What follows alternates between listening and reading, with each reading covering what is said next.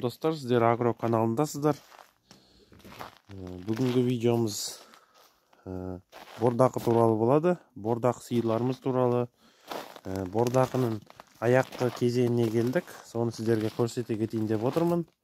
Бір-екі бас бордақы бұқамыз өтіп кетті. Сол туралы, барлығы туралы сіздерге айта өтетін боламын. Мына жерде өздеріңіз көргендеріңіздей бұрындары 3 сиыр тұрған. Қазір 3 сиырдың біреуін соғымға сойдық, біреуін жылы қораға кіргіздік, және біреуі әлі бордақланып жатыр. Қазір сіздерге барлығын көрсететін боламын. 1-2 күн бұрын бізде қатты қар жауған, соның аязы болып жатыр қазір. Күн суытып қардан. Бүгін минус 23 градусқа дейінгі аяз болды. Міне өздеріңіз көргендеріңіздей, бұрынғы видеоларды көріп жүрсеңіздер, сіздерге сразу белгілі болады. Бастапқыдан бордақы малдарымыз азайып қалғаны. Міне қазіргі таңда қорада 4 бас бордақыланып жатыр. Негізі 3 бас қалу керек болған. Мынаны жылы қораға кіргіздік, суық болғандықтан. Осы сиырымызды. Бұл 3 туған сиыр бізде. Осылай бордақы жүріп жатыр, достар. Мына жерде бізде қасқа бұқа тұрған. Сиырдың орнында. Ол бұқамызды кеше мында қойғамыз. Содан кеше сатып алушы келіп, келісіп бағаға алып кетті. Және мына жерде өздеріңіз білетіндей сары бұқа тұрған. Ол да сатылып кетті. Енді дәл қазір осындай 2 бұқа, 2 сиыр бордақланып жатыр. Бұлар да қазір сатылымда. Барлығының күйі жақсы, міне өздеріңіз көргендеріңіздей. Еті барлығы толған. Нағыз лайық соғымға қазір қында. Мына біздің 1,5 жасар бұқамыз міне. Бұлардың кішкене шынжырын ұзарту керек. Себебі мойындарын қысып жатыр ма деген көптеген комментарий келіп жатыр. Бұқа өскен сайын, семірген сайын мойны жуандай береді. Сол себепті мойын шынжырларын кішкене ұзартып қоюымыз керек. Бұқаларымыз.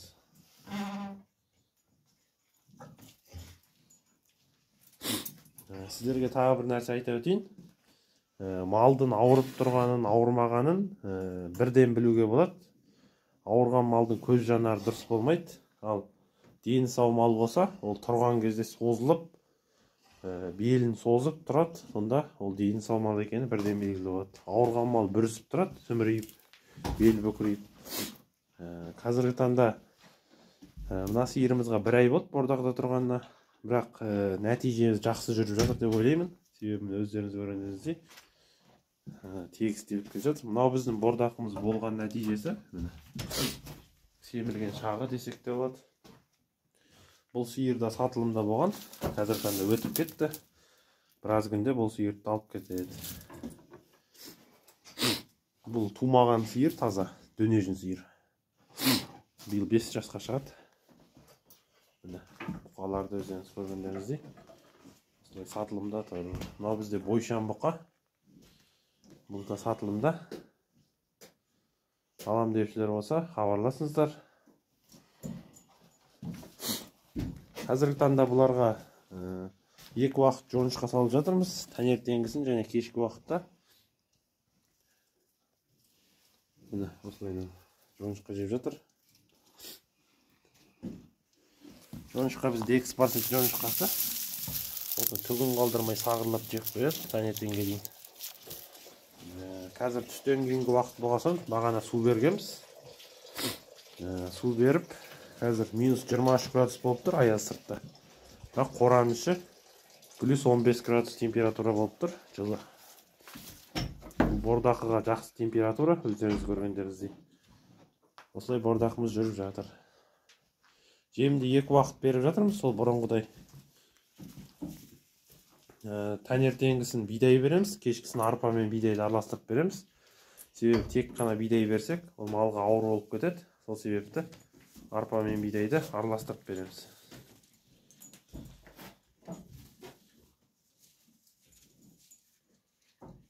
Достар, осындай бордақ жүріп жатыр. Достар, видеоны алып жатса каналға тіркеліп, лайк басып, комментарий жаза отырайық.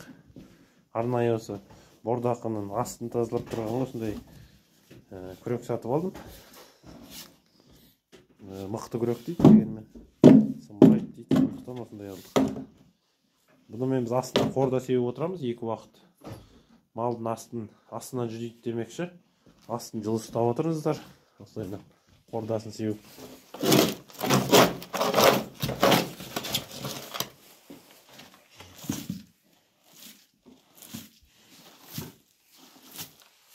Достар, осылайдан қордасын сеуіп отырамыз. Бізде қойдың қордасы, жылқының қордасында болады себуге. Суда әлі шелекпен беріп отырмыз, себебі шлангымен беретін жағдайға әлі жетпедік, себебі далада аяз, шлангыдағы су бірден қатып қалады. Сол себепті осылайынан плякпен тасып шелекпен беріп жатырмыз қазіргі сәтте. Міне өздеріңіз көргендеріңіздей барлығы суық, аяз болып тұр қазір далада. Бордақымыз осындай жылы қорада бір қалыпты семіріп жатыр. Көптеген кісілер сұрап жатыр, жемді қандай мөлшерде бересің деп. Жемнің арнайы мөлшері болмайды. Себебі ол малдың дене бітіміне, малдың жем жеу тәбетіне қарай жемді мөлшерлеп берсеңіздер болады. Мысалы, бір бұқа 2 шашкі жем жеп, жемнен қайтып қалуы мүмкін, ал бір бұқа 3 шашкі жеп, одан қайтпауы мүмкін. Жемді тойындырып беріңіздер, сінімді қып.